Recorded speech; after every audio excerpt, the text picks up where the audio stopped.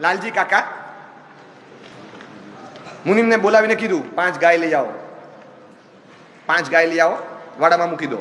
200 રૂપિયાની 5 ગાય લઈ આવ્યા ગામડામાંથી. એ વખતની વાત. 1000 રૂપિયા રોકડા આપીને 5 ગાય બાંધી. બીજા દિવસે કીધું 7 ગાય લઈ આવો, 1400 રૂપિયા આપીને 7 ગાય મૂકી દીધી. પછીના દિવસે કીધું 10 ગાય લઈ આવો. મુનિમ પાછો આવ્યો કે સાહેબ ભાવ 250 થઈ ગયો છે. કે કેમ? સાહેબ ડિમાન્ડ હોય તો ભાવ તો વધે ને સાહેબ. સારું, આ લ્યો 500 2500 લે, પણ 10 ગાય લઈ આવો. એ લઈને આવીને મૂકી દીધી. એ પછી કે 15 ગાય લઈ આવો. 300માં લાવ્યા. છેલ્લે તો 500ના ભાવે 50 ગાય લીધી. એમ કરતા ગાયની સંખ્યા વધતી ગઈ, પરચેસિંગ રેટ વધતો ગયો, ભાવ વધતો ગયો. એણે છેલ્લે 1000ના ભાવે છેલ્લો લોટ લીધો અને ગાયો બધી ભેગી. હવે ક્યાંય માર્કેટમાં ગાય મળતી નથી, બધી ભેગી કરી. એને કીધું કે મારે 500 ગાય જોઈએ બીજી. એને બધે તપાસ કરી, સાહેબ 1000માં નથી મળતી, 1100માં લાવો. પણ સાહેબ ગાય જ નથી મળતી, કોઈ વેચવાલ જ નથી. તું 1150 1200માં લાવ. કે સાહેબ નથી મળતી.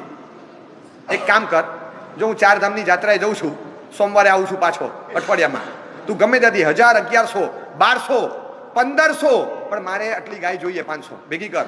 મુનિમને વિચાર આવ્યો, આ શેઠ ગયા ને બધાને ભેગા કર્યા. તમે બધાએ 200માં 250માં 300માં કોઈ 500માં ગાય આપીશ? તો કે હા. એક કામ કરો, આ 1000માં લઈ જાઓ, સોમવારે 1500થી ઓછામાં આપવાની નહીં, 1500માં શેઠ લેવાલ છે. 1000માં બધાને ગાય આપી દીધી, એની ગાય. શેઠ જાત્રા કરીને હજી આવ્યા નથી.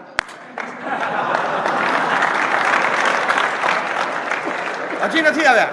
એ લાલજી કાકા 4 ધામની જાત્રાએ ગયા, આ લોકો રાહ જુએ કે શેઠ આવે ને 1500માં લે. આપણી જ ગાય આપણે 200માં લીધી, વેચી, અને એની પાસેથી 1000માં લીધી. આ this is the modus operandi. તમને ક્યાં ખબર પડે? હવે આવા લાલજી કાકા પાછા એક નથી, ઘણા બધા છે. કેટલી જગ્યાએ તમને ખબર, તમે એની મોડસ ઓપરેન્ડી જુઓ, એવા લે અને તમને ટેમ્પ કરે. This is a flighted delivery. કોઈ પણ એમ સ્ટેબલ બેટ્સમેન હોય એને પણ લાલચ થઈ જાય કે એ નીકળું બહાર. બહુ ઓછા પૂજારા હોય છે, બાકી તો લાલચ લાગે એ નીકળો બહાર, નીકળો. ટેમ્પટેશનને કંટ્રોલમાં રાખવું એક સ્કિલ છે, અને માણસ ફેંકાઈ જાય છે. એને દેખાય ને એટલે લાલચ લાગે, અને આમાં કંઈ જ ખબર નહીં પડે કે અંદર ગયા પછી એવો ભમરીયો કૂવો છે ને, લોકો છાપામાં વાંચે ત્યારે ખબર પડે 2 વાલ સોયા દીકરાને કમરે લટકાવી અને એક ગૃહિણીએ કૂવો પૂર્યો. આ એવો કૂવો છે કે જેમાં પોતાની બચત બંને બાજુ લટકાવીને કેટલાય લોકો અંદર પડી જાય છે, ખબર જ નથી પડતી. એર બલૂન છે, ઉપર જાય અને અચાનક એવો ફાટે, બધા જોતા કે 3000 ફીટની હાઈટ પર, અને બલૂન ફાટ્યો. અને જ્યારે પટકાય ત્યારે ખબર પડે કે ઉપર એર બલૂન ગયો, એની દશા શું થઈ.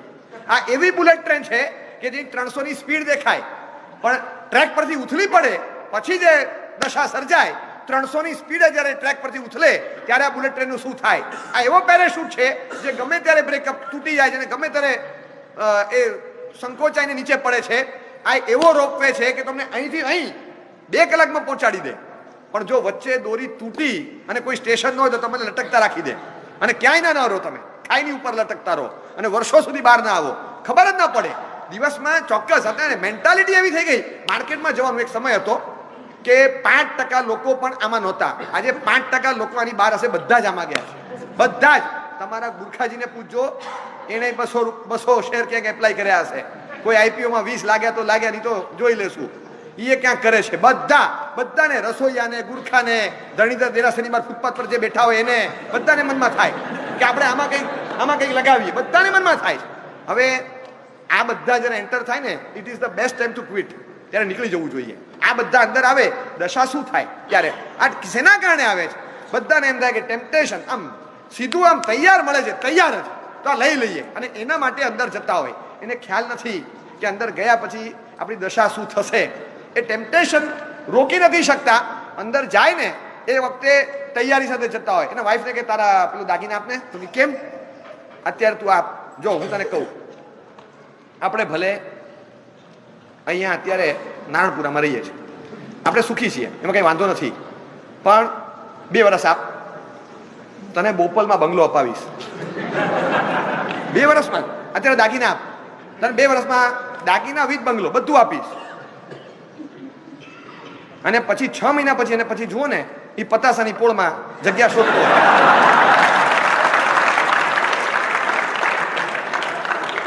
બોપલનો બંગલો, ઈચ્છા હતી પણ ઈચ્છા પૂરી કોની થાય છે? તો આ નારણપુરાનો ફ્લેટ ક્યાં ગયો? એ તો ગયો. એ કઈ રીતે ગયો? મેં એવું વાંચ્યું હતું કે આ બજાર એવી મેજિકલ સ્ટ્રીટ છે, પૈસા પૈસા પૈસા ફરસી પર પડેલા જ હોય, બધે પર ફરસી પર પૈસા પડેલા જ હોય.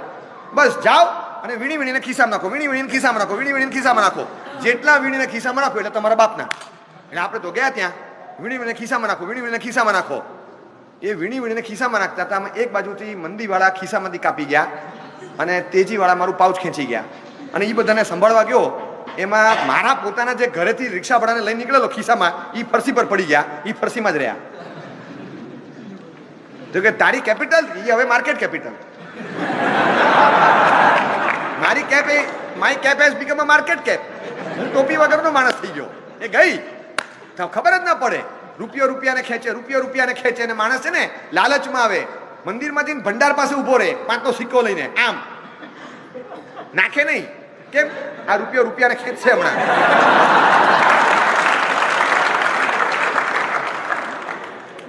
આ મંદિરનો ભંડાર છે ઉર્ફે શેર બજાર.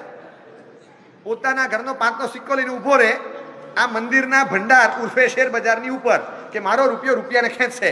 કલાક પછી હાથ દુખે, બીજાને કે પકડી રાખે છે, હાથ ધ્રુજે છે, ગ્રીપ છૂટી, 5 રૂપિયાનો સિક્કો ગયો અંદર ભંડારમાં, રૂપિયો રૂપિયાને ખેંચી ગયો.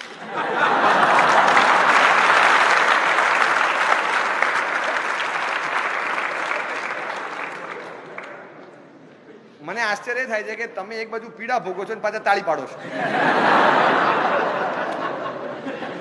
આ છે ને ટેમ્પટેશનને કંટ્રોલમાં રાખજો. ટેમ્પટેશન બહુ ખરાબ ચીજ છે અને એ જ તોડે છે.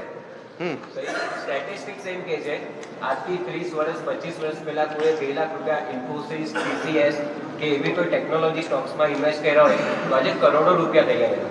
તો પછી why not invest when the company is growing? I cannot run that business. મારામાં એટલી કેપેસિટી નથી. તો કોઈ બિઝનેસ કરે છે તો હું એમાં ઇન્વેસ્ટ કરું છું એન્ડ હું પૈસા કમાવું. કઈ કંપની કીધી તમે?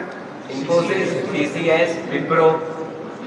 30 વર્ષ, હા બરાબર છે. 30 વર્ષ પહેલા તમે આમાં રોક્યા 2 લાખ રોક્યા હોય તો આજે સમજો 10-20 કરોડ થઈ ગયા. બરાબર છે.